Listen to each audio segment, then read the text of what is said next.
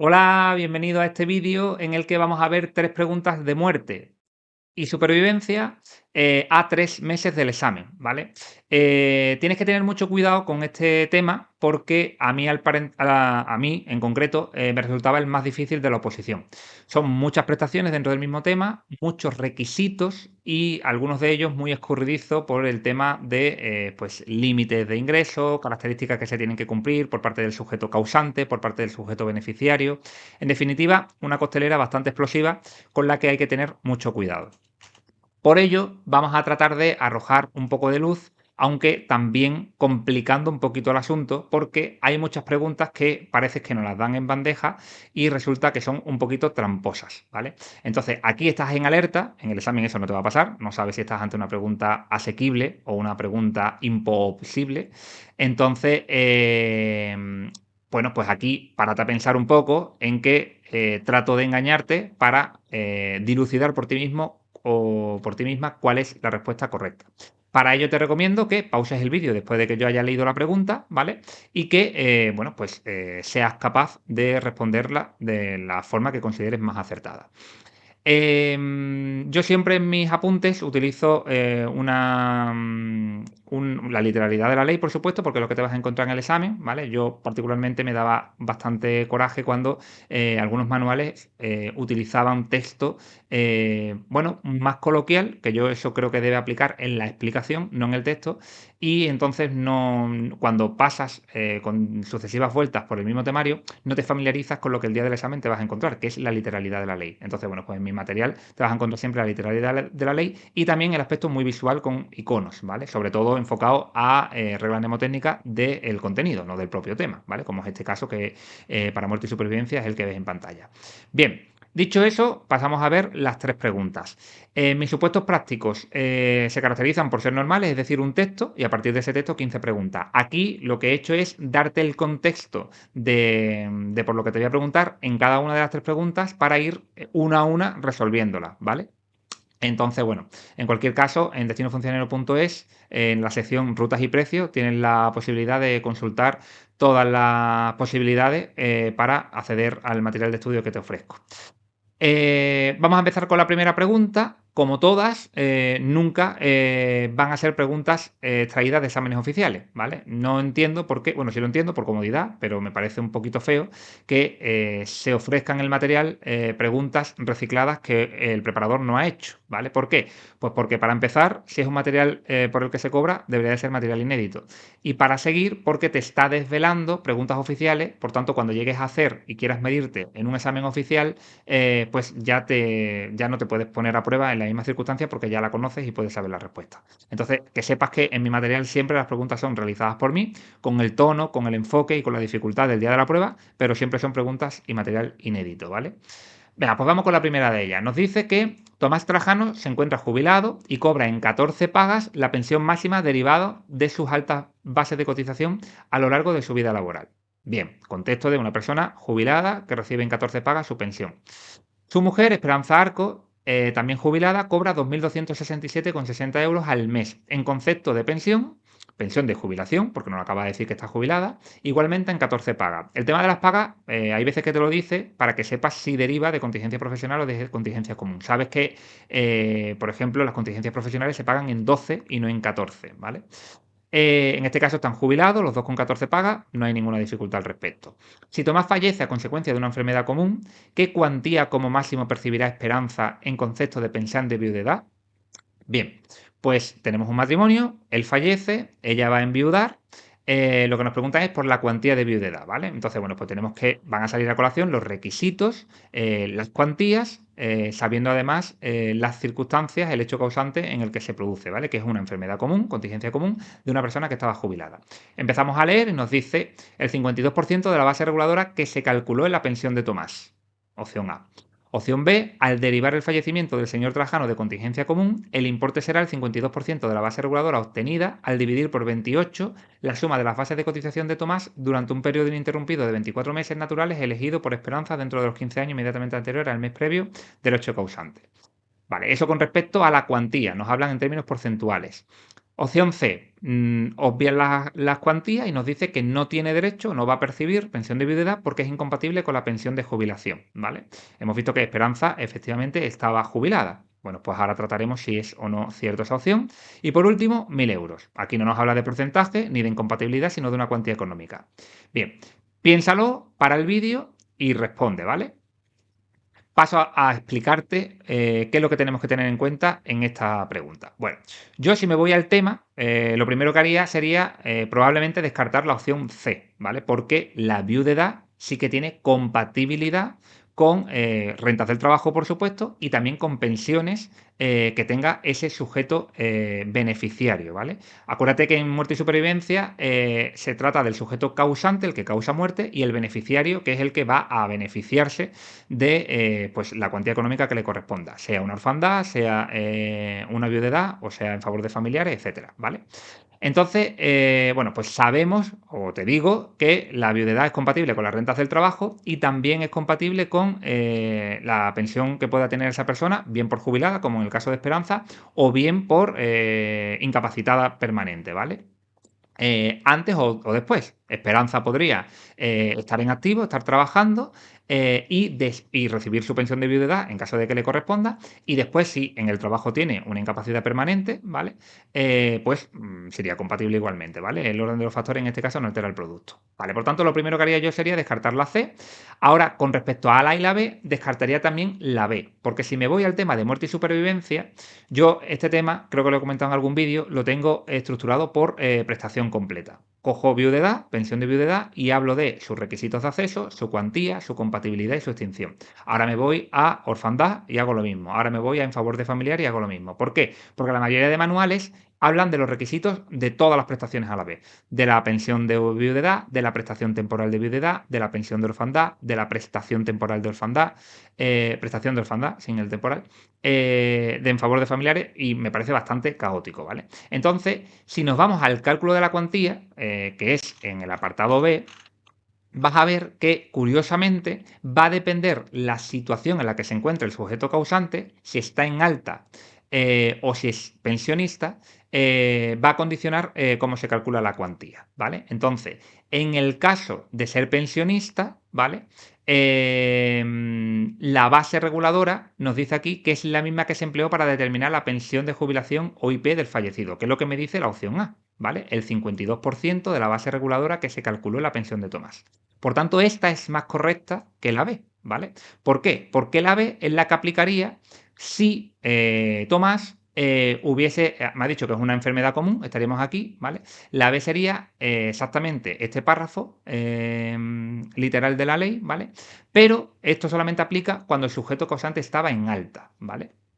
Entonces, o asimilada al alta o perceptor de prestaciones, que no de pensiones, ¿vale? Las pensiones están aquí abajo. Por tanto, la B la podemos descartar también porque no estamos ante una persona que esté en alta, asimilada a alta o sea perceptor de prestaciones, ¿vale? Entonces la B la podemos descartar junto con la C.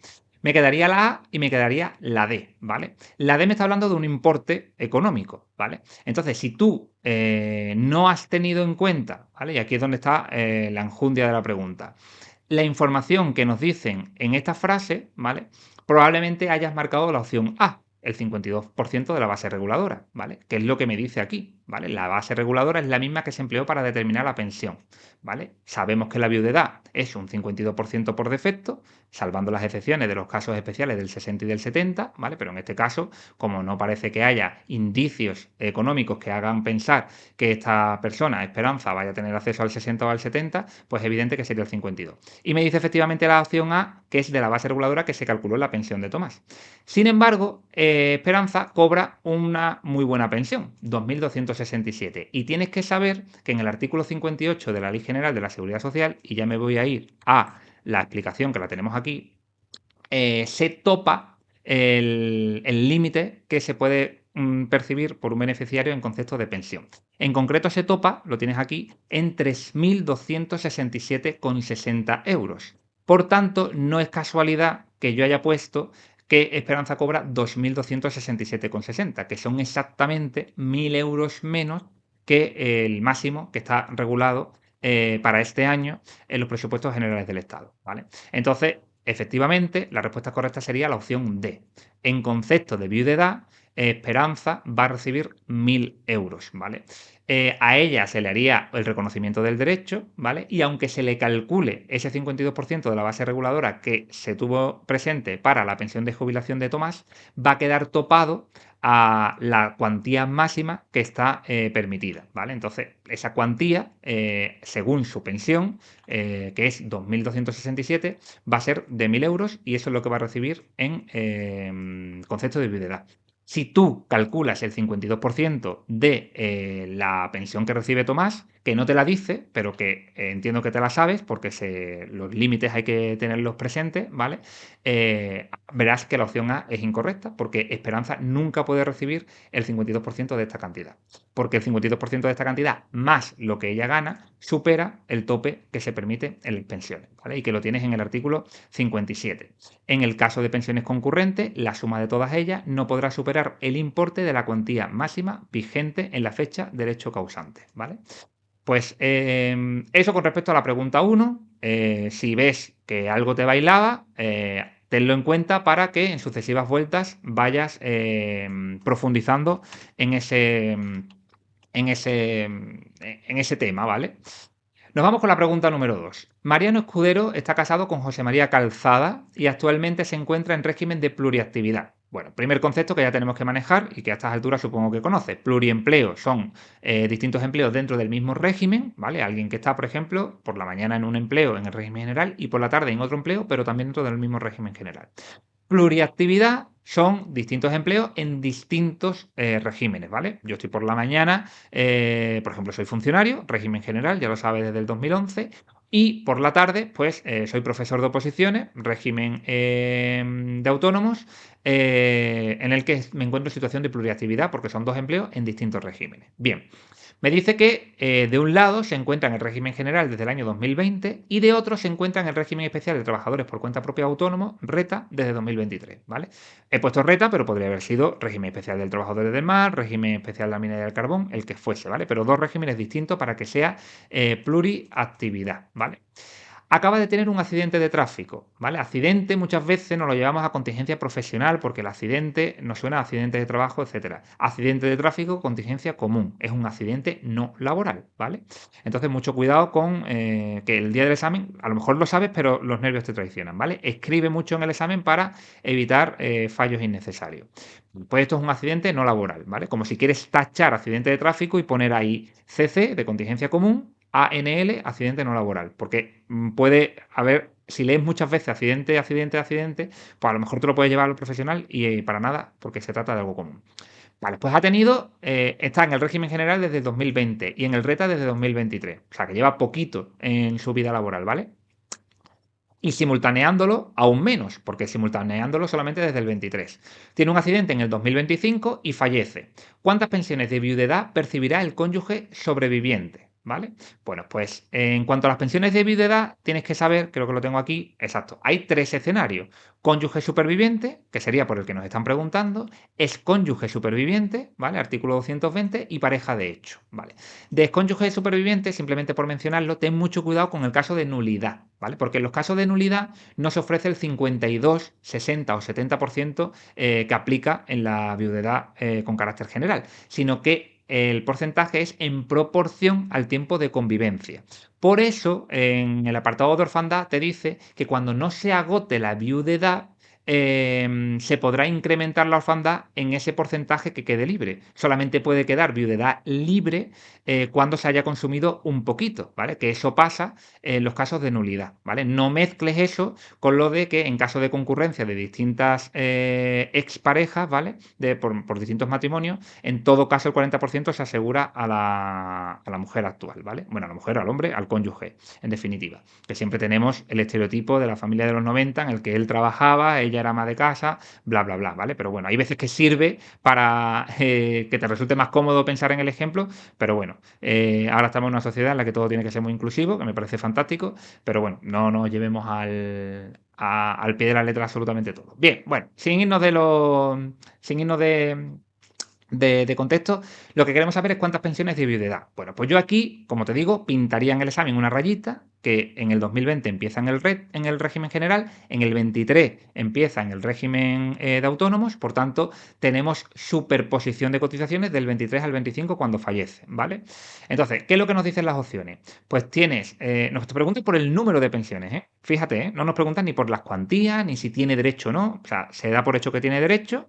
Evidentemente, porque aunque sea, vamos a verlo aquí, contingencia común, que lo tenemos aquí, aunque sea, perdona, accidente no laboral, no aplica periodo mínimo de cotización, ¿vale? Eh, no sé si lo he dicho bien, es una contingencia común, ¿vale? Pero está en el apartado de los que no se exige periodo mínimo de cotización, ¿vale? Pues entonces es evidente que tiene derecho porque no aplica, como estamos diciendo, al sujeto causante requisitos de cotización, ¿vale? Aunque lo cumpliría de sobra porque en caso de que aplicara, ya sabes que son 500 días dentro de los 5 últimos años, ¿vale? Vale, bien, entonces por ahí lo cumple. Lo que nos pregunta es por el número de pensiones. Pues nos dice la opción A, una, porque es incompatible percibir dos pensiones de viudedad por el mismo hecho causante. Bien. Aquí el sudorcillo nos puede bajar por la frente. Por eso muchas veces yo digo que empecéis por la parte primera del examen en vez de por el supuesto, porque a lo mejor sirve para liberar un poquito de nervios. Si nos vamos directamente por el supuesto, con el respeto que debe ofrecerte esa parte del examen, pues nos puede a lo mejor jugar una mala pasada, ¿vale? Pero que cada uno haga con lo que mejor se sienta. Dos pensiones porque cumple en cada régimen por separado con el requisito de alta y periodo mínimo de cotización, ¿vale? En este caso sabemos que no existe periodo mínimo de cotización, ¿vale? C. Una porque no hay superposición de 10 años en ambos regímenes. Y D. Una porque no hay superposición de 15 años en ambos regímenes, ¿vale? Párate el vídeo y piénsalo. Bien, aquí lo normal, ojalá que no, es que el tema de la superposición, que siempre alude en la Ley General de la Seguridad Social, bueno, pues descartes directamente la opción C. ¿Vale? Bien hecho, porque siempre que se exige superposición, la superposición es de 15 años. Por tanto, la más fácil de quitar es la C.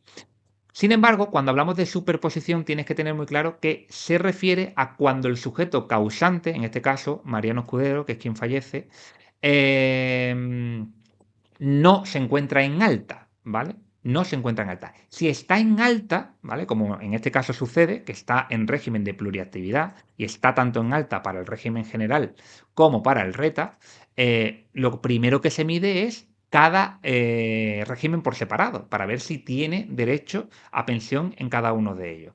Y si no, entonces cuando ya entran en juego el importante artículo 9.2 y el importante artículo, lo tengo por aquí, 49, ¿vale? Ahora vamos a verlo con ese gráfico. Por tanto, la respuesta correcta tampoco va a ser la D, porque aunque no haya superposición de 15 años en ambos regímenes, lo que nos dice el artículo 219, que es para cuando se quiera causar pensión en más de un régimen, es esa superposición de 15 años, pero en caso de no alta. ¿Vale? Este caso no es ese, porque en los dos regímenes está en alta. Por tanto, sí que va a haber doble pensión de viudedad. Una por el parte del régimen general y otra por parte del régimen especial de trabajador por cuenta propia o autónomo, ¿vale? La opción A tampoco es correcta porque no es incompatible percibir dos pensiones por el mismo hecho causante. De hecho, aquí tenemos el ejemplo, ¿vale?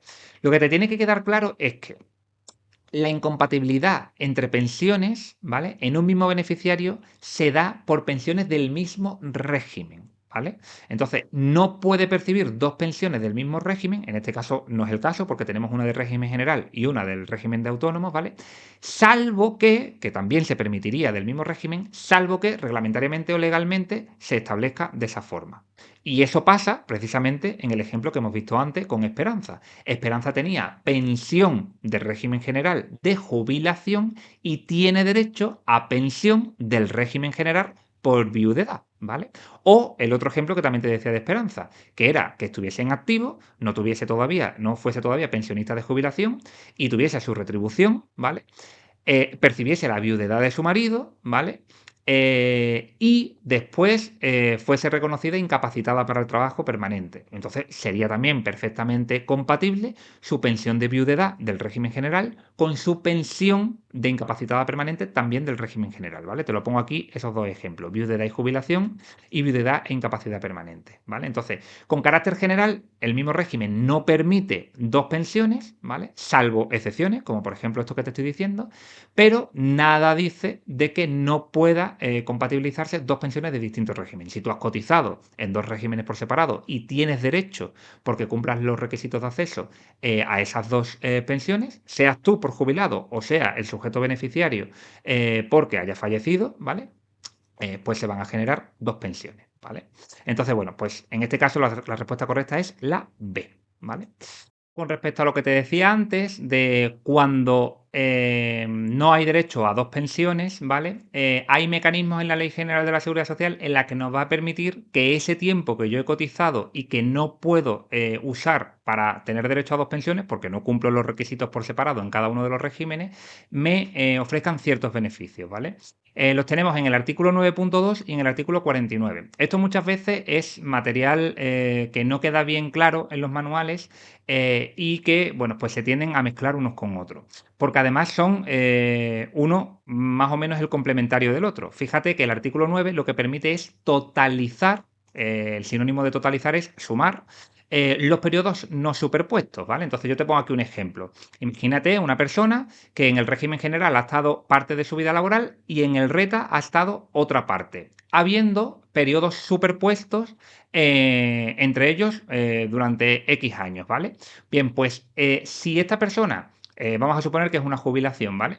Se jubila aquí, ¿vale? Y no cumple por separado en cada uno de los regímenes, solamente va a tener derecho a la pensión, por ejemplo, en el RETA, dando por hecho que en el RETA sí cumple los requisitos y en el régimen general no, ¿vale?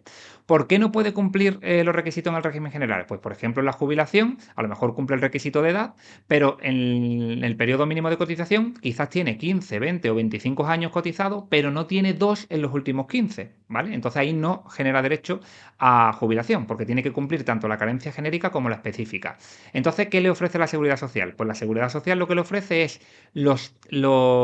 totalizarle las cotizaciones que no hayan sido superpuestas. Por tanto, pongo una cruz en este espacio azul en el que ha habido superposición y en lo no superpuesto me lo llevo al régimen que resuelve. De forma que pues vas a tener una mejor pensión, porque fue tiempo que cotizaste, pero que se va a pasar, por así decir, al régimen en el que vas a causar derecho a pensión, ¿vale? Y aquí va con todo, va con base reguladora y con porcentaje, ¿vale? ¿Por qué? Pues porque lo que estoy haciendo es básicamente trasladar cotizaciones de un régimen a otro, estoy totalizando, estoy sumando, ¿vale? En cambio, muy diferente es el artículo 49, donde lo que me permite es acumular, no totalizar, aquí no vamos a sumar, aquí lo que vamos a hacer es cotizaciones que están superpuestas, es decir, lo contrario que antes, aquí son las que están a la vez, ¿vale? Simultáneas. Lo que me permite es añadir, acumularla, mejor dicho, al régimen en el que tiene derecho esa persona, siguiendo con el ejemplo, a jubilarse, ¿vale? Entonces, repito el ejemplo, una persona estuvo en el régimen general un tiempo y después en el RETA, y se va a jubilar en el RETA porque solamente tiene derecho en el RETA, ¿vale? Porque no cumple los requisitos de acceso en el régimen general. Bueno, pues siguiendo con el ejemplo, aquí lo que se hace en el artículo 49 es las cotizaciones superpuestas me las llevo al régimen que va a resolver, en el que se cumplen los requisitos, pero con derecho exclusivo a determinar la base reguladora. ¿Vale? Aquí no implica el computar, el mejorar el porcentaje por estos meses cotizados, porque si te das cuenta, los meses son los mismos, entonces no puedes duplicarlo. ¿Vale? Entonces, que veas claramente, a lo mejor con este esquema, cómo el artículo 9.2 permite totalizar los periodos no superpuestos y el artículo 49 lo que permite es acumular, que no totalizar, ¿vale? Para el cálculo de la base reguladora, esos periodos que sí están superpuestos.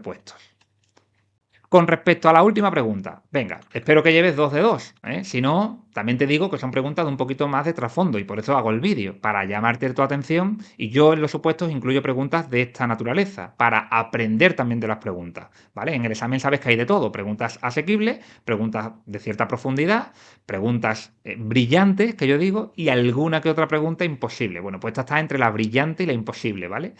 O casi rozando la imposible, porque, bueno, pues al final también el tribunal necesita una especie de filtro para diferenciar a los opositores entre la masa de aspirantes, ¿vale? Venga, nos vamos ahora con orfandad, ¿vale? Orfandad y viudedad, las dos cosas a la vez. Eusebio Cacerola, de 52 años, y Eloísa Acevedo, de 55, están casados desde el año 2005, ambos en segundas nupcias. Bueno, pues ya tenemos ahí un poquillo de algo a tener en cuenta posiblemente.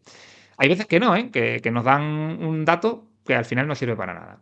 Eusebio acaba de fallecer al contraer una enfermedad común y al solicitar Eloísa la pensión de viudedad es informada que su marido solo aporta 14 meses cotizados en su vida laboral.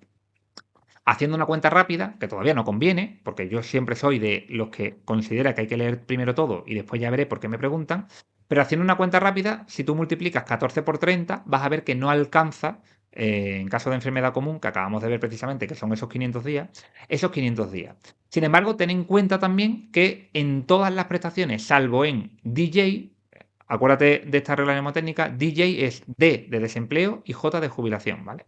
Salvo en DJ, salvo en desempleo y jubilación, se pueden aplicar los días cuota, que son 30 días por cada 6 meses trabajados en concepto de paga extra, ¿vale? O 60 días por cada año, ¿vale? Lo que pasa es que la paga extra suele ser semestral, ¿no? Entonces, 30 días por cada semestre, que si divides 180 entre 30, pues son como a 5 días, ¿vale? Entonces, bueno, pues aún así, añadiendo esos días cuota, ¿vale? Que es algo que la Ley General de la Seguridad Social no incluye, regulado como tal, pero que en todas las tramitaciones se considera, ¿vale? Tampoco alcanzaría con estos 14 meses esos 500 días. Bueno, continúo. Ninguno de los dos aporta hijos de sus matrimonios anteriores, pero en 2006, es decir, un año después de casarse, nació Ignacio, hijo de ambos, que actualmente tiene 19 años y trabaja percibiendo un sueldo superior al salario mínimo interprofesional. ¿A qué prestaciones por muerte y supervivencia de las siguientes tendrá derecho la cónyuge e hijo de Eusebio? Vale.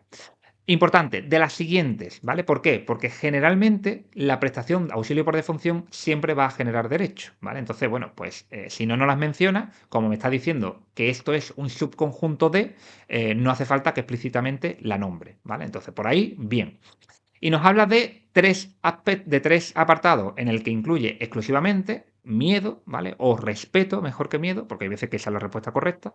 Y uno en el que incluye dos opciones, ¿vale? Dos prestaciones. Entonces vamos a leerlo. Exclusivamente pensión de viudedad. Exclusivamente pensión de orfandad.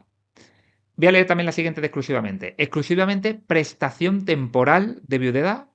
Y por último, prestación temporal de viudedad la cónyuge y pensión de orfandad el hijo. ¿Vale? Párate el vídeo, piénsalo y responde. Bien, aquí, como hemos visto, estamos en enfermedad común, se necesitan estos 500 días dentro de los 5 años inmediatamente anteriores, ¿vale? Entonces, bueno, no nos dan información de cuándo ha empezado a trabajar Eusebio, por lo que no sabemos si esos 5 años, si estos 14 meses están dentro de esos 5 años o no, pero realmente, aunque me dieran esa información, como 14 meses no es suficiente en caso de contingencia común, porque me lo dicen aquí, para tener derecho, yo la viudedad ya la descartaría, ¿vale? Porque la viudedad no la cumple por este requisito, ¿vale? Entonces, ¿qué pasa? Pues que muchas veces el opositor tiende a llevarse que cuando no aplica pensión de viudedad pasa a aplicarse la prestación temporal de viudedad, ¿vale? Que es la misma cuantía, pero durante un plazo de 2 años. Eso es un error. ¿Por qué? Porque la prestación temporal de viudedad solamente corresponde cuando, vamos a buscarlo aquí en el tema, me parece que lo tengo en torno a la página 7 o no, más adelante, aquí.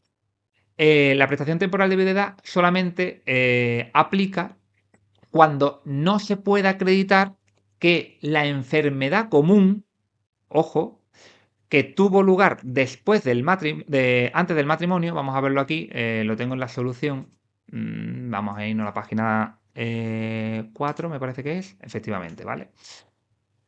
Prestación temporal de viudedad. Cuando el cónyuge o la pareja de hecho no puede acceder al derecho a la pensión por no acreditar respectivamente que su matrimonio con el causante ha tenido una duración de un año en los términos del artículo 219.2. El artículo 219.2 solamente habla de contraer la enfermedad común no sobrevenida tras el vínculo conyugal, ¿vale? Si es no tras el vínculo, si lo traduces a un lenguaje cristiano, significa sí enfermedad antes del vínculo, ¿vale?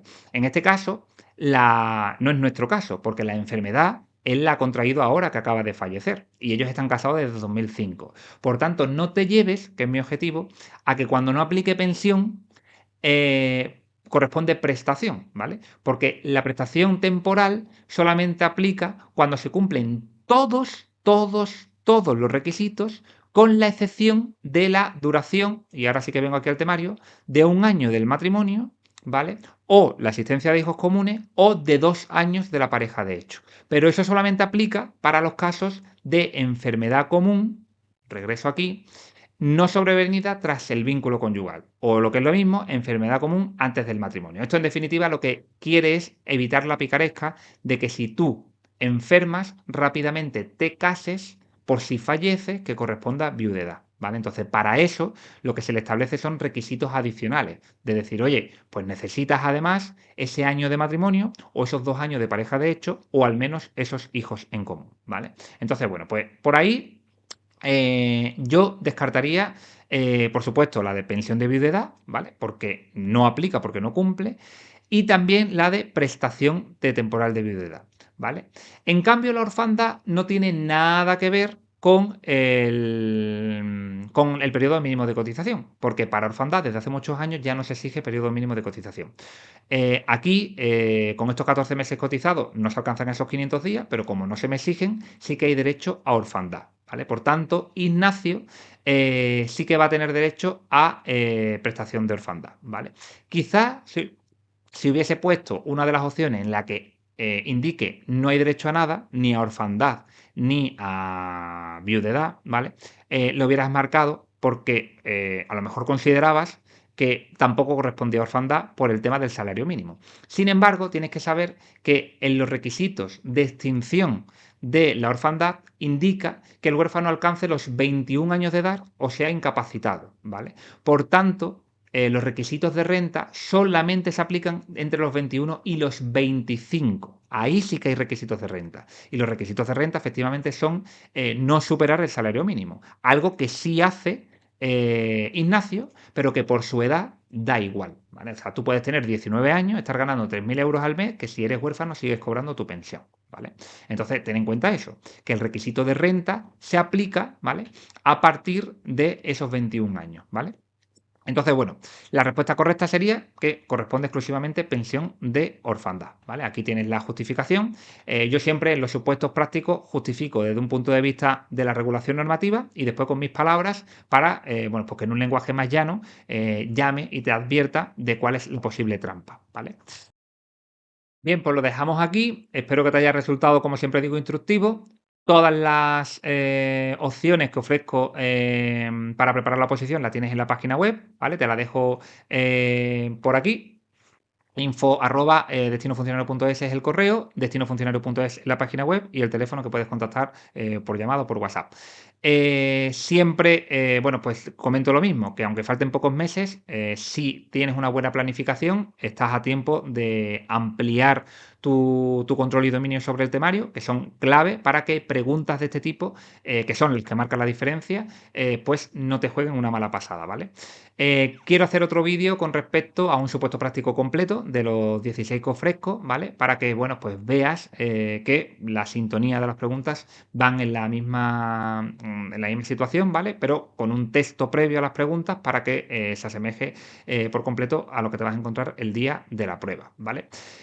También en la página web, en la sección de rutas y precios, tienes las distintas modalidades de acceso a los materiales que ofrezco para que escojas, en caso de que te interese, el que más se adecua a tus necesidades. Y también en Google, si pones destino funcionario, puedes ver un montón de reseñas que, gracias a los alumnos que han tenido el detalle de ofrecer y de mostrar y de publicar su punto de vista, pues tienes para que conozcas un poco cuáles, bueno, pues las sensaciones y las impresiones acerca del material al que se accede cuando realizas la preparación conmigo.